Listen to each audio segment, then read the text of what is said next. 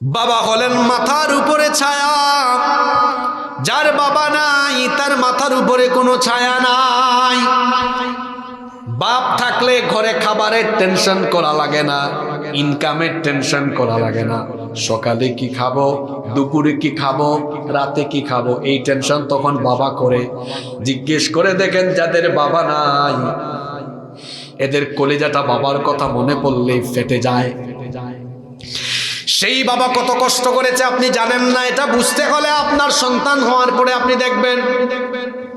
সন্তান হলে বোঝা যায়, বাপ হওয়ার পরে বোঝা যায় আমার বাপ আমার জন্য কত কষ্ট করেছে।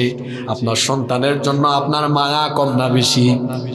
একটু অসুস্থ হলে আপনি হাসপাতালে দৌড়ান, আপনার কি মনে পড়ে না আপনার বাপ অত ঠিক একই কাজ করেছে, আপনারও একটু অসুস্থতা হলে পরে আপনাকে নিয়ে দৌড়াদৌড়ি করেছে। সেই মা আর বাপের সাথে আল্লাহ আচরণ শিখা